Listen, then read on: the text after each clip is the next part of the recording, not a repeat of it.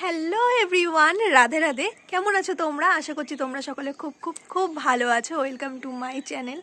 তো তোমাদের সাথে অনেক দিন পর আমার দেখা, আর যে আমি অনেক দিন পর তোমাদের সাথে একটা ভিডিও শেয়ার করব।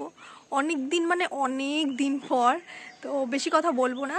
আজকে যে ভিডিওটা তোমাদের সাথে শেয়ার করব সেটা হলো আমার এক ফালির ছোট্ট একটা ছাদ বাগান আছে, তো সেটাই শেয়ার করব। তেমন কোনো গাছ নেই, তবে যেটুখানি আছে খুব যত্নে। সারা দিনটা যেমন তেমন, সারাদিন খুব একটা বেশি শীত করে না, তবে দুপুরবেলা খাওয়া দাওয়ার পরে আমার বেশ একটু শীত করে। তো আমি এই ছাদে, এই জায়গাটায় যেখানে আমি এখন বসে আছি, তো এইখানেই রোদটা একটু আসে। গরমকালে পুরো ছাদে সবসময় রোদ্দুর থাকে, মানে ঘরে গরমে টেকা যায় না। আর শীতকালে দুপুর 2:30-3টার পরে রোদ্দুর থাকে না। তো আমি যেই টাইমে খেয়ে উঠি, রোদ্দুরটা এই জায়গায় একটুখানি পাই আমি, তো এখানে এসে একটুখানি রোদ্দুরে বসে থাকি, যাতে ওই শীতে ভাবটা কেটে যায়। এখানে আছে অ্যালোভেরা গাছ দুটো, বস্তার মধ্যে লাগানো। বস্তা দুটোর অবস্থা খুবই খারাপ হয়ে আছে। অ্যালোভেরা যেহেতু পাতা আমরা কাটি না, তাই জন্য এই পাতাগুলো দেখো পুরো শুকিয়ে গেছে। এখানে কিছু গাছ আছে, অর্ধেক কিন্তু আমি নাম জানি না কি গাছ, তবে এইটা দোপাটি গাছ। দোপাটি গাছ অনেকগুলো আছে, কারণ পুজো দেওয়ার জন্য ফুলের প্রয়োজন খুব। এখানে পরপর 4টে টবে গোলাপের গাছ আছে।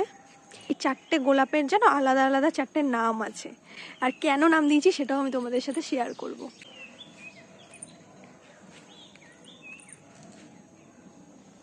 এদিকেও দেখো কিছু গাছ আছে। অনেক গাঁদা ফুল গাছ হয়েছিল এই বছরে, তবে বেশিরভাগ গাঁদা ফুল গাছগুলো কেন জানি না এই যে পেঁচি গাঁদা হয়েছে। আমরা এটাকে পেঁচি গাঁদা বলি, তোমরা কি বলো আমি জানি না। এই বছরে বেশিরভাগ গাঁদাগুলোই সেই রকম হয়েছে। গাঁদা ফুল প্রায় নষ্ট হয়ে গেছে, সব তুলে ফেলতে হবে। লঙ্কা হয়েছে এই গাছটা কটা। এখানে যেমন পাড়া গেছে সেখানে তেমন গাছ লাগানো হয়েছে।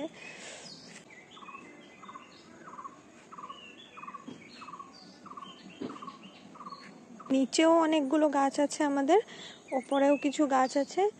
এই গাছগুলো সব মেনটেন করে আমার দিদা, মানে আমার দিদা গাছ লাগাতে খুবই পছন্দ করে। আর এই লাইনে সব তুলসী গাছ।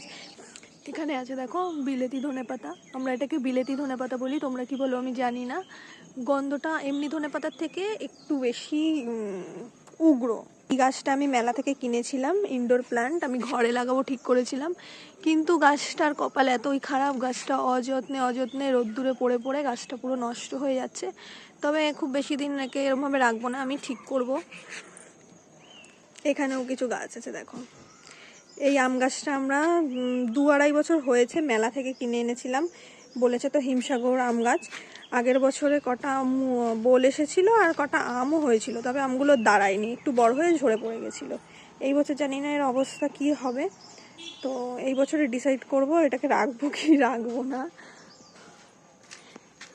এই যে এইটা হলো টমেটো গাছ, এই দেখো টমেটো হয়েছে গাছে।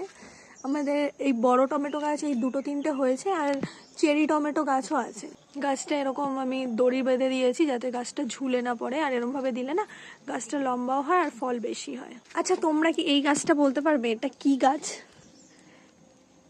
তোমরা কমেন্ট করে বলো তো দেখি, তোমরা কারা কারা চেনো যে এটা কি গাছ। এই যে গাছটার পাতা দেখে বলো, কমেন্ট করে জানাবে যে এটা কি গাছ, তোমরা কারা কারা চেনো এই গাছটাকে, তারপরে আমি বলে দেবো এটা কি গাছ। এই গাছটাকেও অনেকে তোমরা চিনবে, অনেকে চিনবে না। এটাকে হাড় ভাঙা গাছ বলে, এমনি এর নাম কি জানি না, তবে সবাই এটাকে হাড় ভাঙা গাছ বলেই বেশি চেনে। এখানে একটা গাঁদা ফুল গাছ, এখানে আছে এই যে দোপাটি, লঙ্কা, আর এই যে আমাদের নতুন হয়েছে এই লাউ গাছ।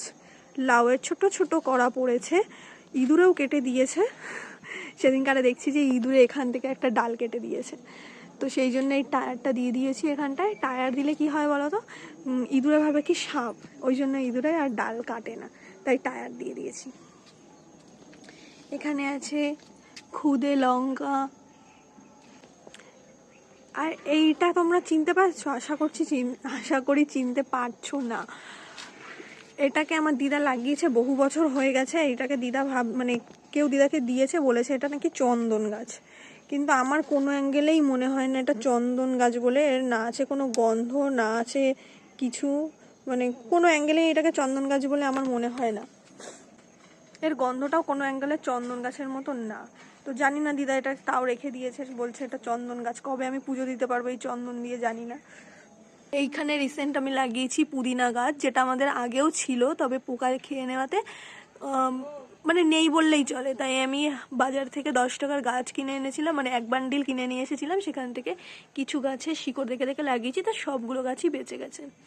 এখানে পেঁপের চারা লাগানো হয়েছে, আর কি কি আমি চিনতে পারছি না। এইটার মধ্যে আমি লাগিয়েছি গোলাপের ডাল কেটে লাগিয়েছি, ফোটো বেরিয়েছে, বেঁচে গেছে গাছগুলো। এটার মধ্যে আমি বড় টগর ফুল লাগিয়েছি, ডাল কেটে বেঁচে গেছে। আর এটার মধ্যে লাগিয়েছি কি বলে ওটাকে, বেল ফুল গাছ। জানি না এটার অবস্থা, এখনও কিছু বেরায়নি এর থেকে। তো যদি কোনো পাতা টাতা ছাড়ে আমি তোমাদের সাথে শেয়ার করবো। তো দ্যাটস ইট, এটাই ছিল আমার ছাদ বাগান। রোদ্দুরটা ওই যে চলে যাচ্ছে, ওই ফাঁকা দিয়ে একটু দেখা যাচ্ছে। আসলে এই গাছগুলোর জন্য আমাদের ছাদে একদম রোদ থাকে না, জানো তো। তো দ্যাটস ইট, এইটুখানি ছিল আমাদের ছাদ বাগান। দেখা হচ্ছে তোমাদের সাথে অন্য কোনো একটা ভিডিওতে। আজকের মতন টাটা। তো এইটুখানি ছিল।